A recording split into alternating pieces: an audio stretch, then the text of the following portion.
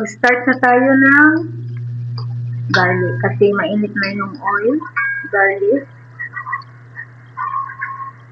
Golden brown lang natin. Tapos, onion naman. Ayan guys, yung garlic. Nilagay ko na. Tayo natin konti para ilagay natin yung onion. Ilalagay ko na yung onion. Yan. Tapos next, ilalagay natin itong kapsa no mix. Mag-add pa rin ako ng salt at saka black pepper.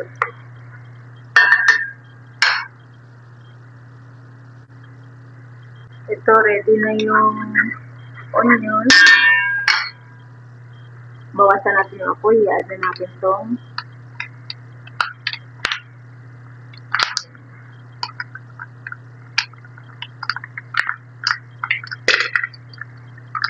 add natin lahat para lasang-lasa yung kapsa. This is Arabic food.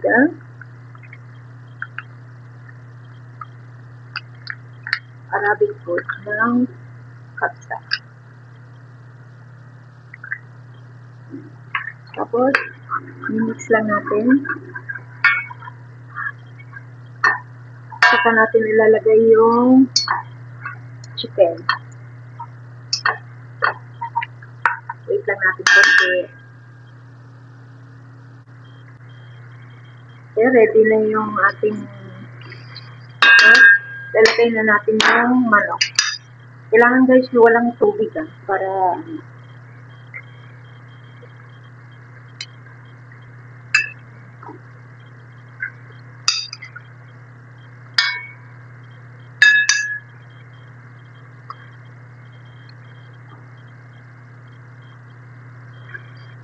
limutan ko ilagay sa strainer. Pero okay na rin. Wala naman tubig. Pinatuyo ko naman siya ng maigit. Tapos, mix lang natin. Hayaan lang natin siyang mag-ano sa kanyang sariling tubig. Tapos, pag umupa na yung tubig, pwede na natin siya lagyan ng konting tubig. Ganyan lang siya guys. Napakasimple na pagkain ng mga Arabo guys. Madaling-madali lang. Sana sa mga vlogs ko ay may natutunan kayo about sa pagluluto sa mga pagkain nila dito. So mag-add lang ako ng konting salt. Kunti lang. Saka black pepper. Baka umanghang naman pag maraming black pepper.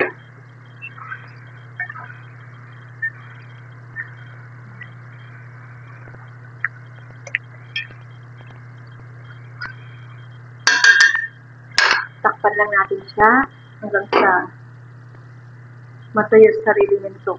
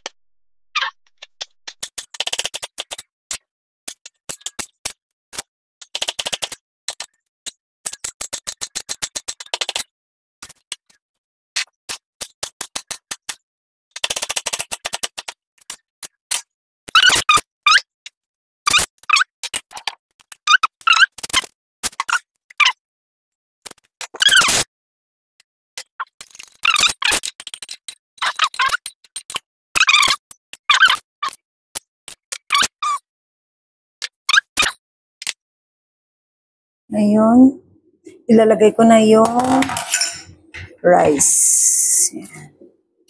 Ayan lang siya.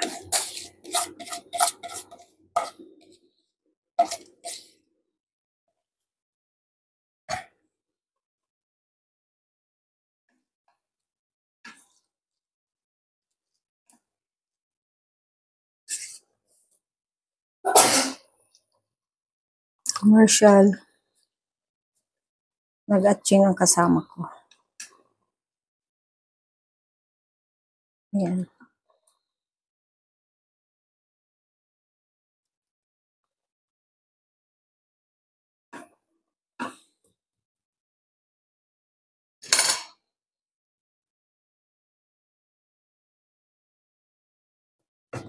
Ayan guys, okay na siya. Tuyo na.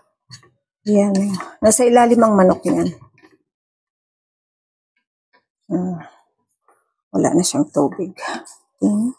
Wala na. Dry na. Ayan. Nasa ilalim ang manok. Pero mamaya, babalik. Pag ilagay mo sa isang tray, babalik ta rin na lang.